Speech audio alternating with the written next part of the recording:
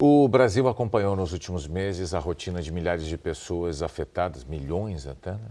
Afetadas pela maior estiagem dos últimos 80 anos na região sudeste do Brasil. E como agora está começando o período de seca na região, aumenta ainda mais a preocupação com o nível dos reservatórios. A gestão da água é o tema de uma série de reportagens que o Jornal Nacional começa a apresentar hoje. Na primeira delas, o Alberto Gaspar e o Denis Leutz mostram a importância das nascentes.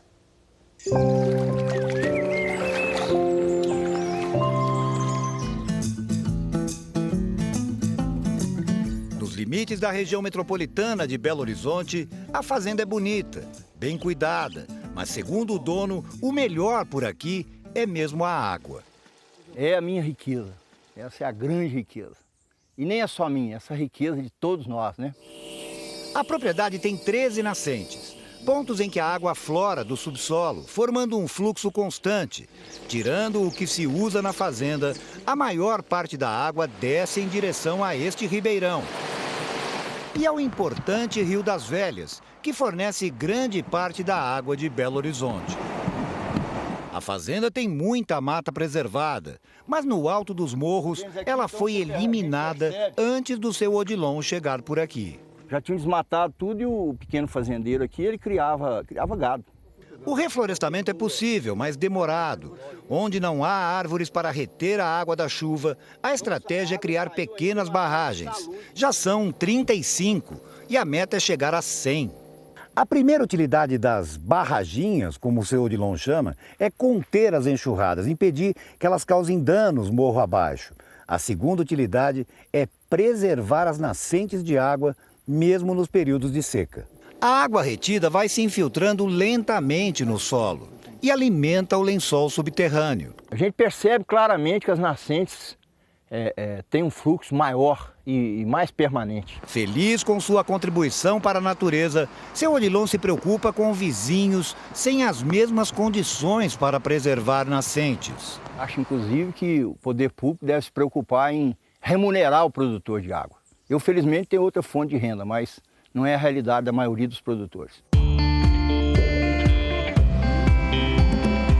O pagamento por serviços ambientais, ou PSA, já é realidade em algumas regiões, como a de Rio Claro, no estado do Rio de Janeiro, cheia de florestas e de fazendas de gado.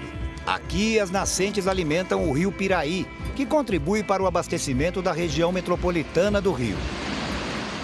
O projeto Produtores de Água e Floresta reúne poder público e entidades ambientais privadas. O projeto inclui 53 propriedades rurais, mais de 4.000 hectares de florestas preservadas ou em recuperação. O pagamento que elas recebem pelo serviço ambiental depende das características e das condições de cada uma. De R$ 80 a R$ 200 por hectare preservado a cada semestre. Não é muito, mas é um bom começo, dizem os fazendeiros. Temos a produção de água e temos outras atividades, né? Então é bem possível. Não ficamos tão somente pensando em questão ambiental, preservação ambiental. Nós visamos lucro também.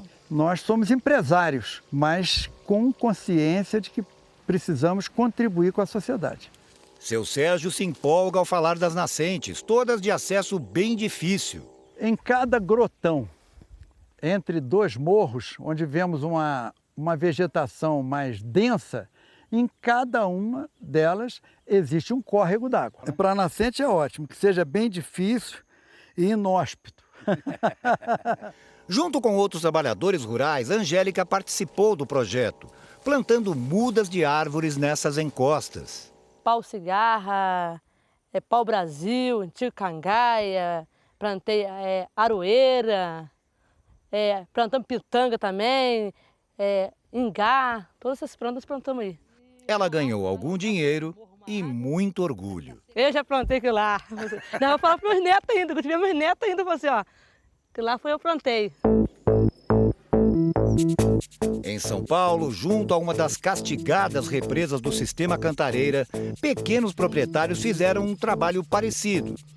Financiado por uma indústria química, um projeto pretendia reflorestar 350 hectares ao redor do reservatório Cachoeira. Não foi além de 120. Tudo que a gente está vendo aqui de árvores são árvores a partir do projeto Cachoeira. Antes não tinha nada existente. O que tinha aí?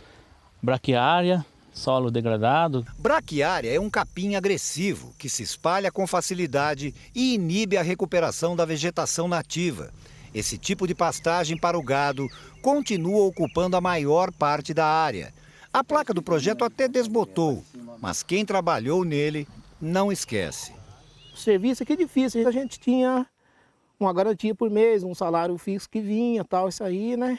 Sei. Esse período foi bom. Em todo o Cantareira, as faixas junto a represas e cursos d'água, que deveriam ser reflorestadas prioritariamente, somam 21 mil hectares, menos de 1/10 da área total. O levantamento é do Instituto de Estudos Ecológicos, o IP. E é possível fazer, dizem os técnicos, em 10 anos e investindo 350 milhões de reais. Parece bastante, mas se a gente dividir pelo número de pessoas que necessitam dessa água para o seu consumo, então são cerca de 9 milhões de pessoas na região metropolitana de São Paulo, vai dar mais ou menos cerca de R$20 por ano, né, ao longo de 10 anos, por família.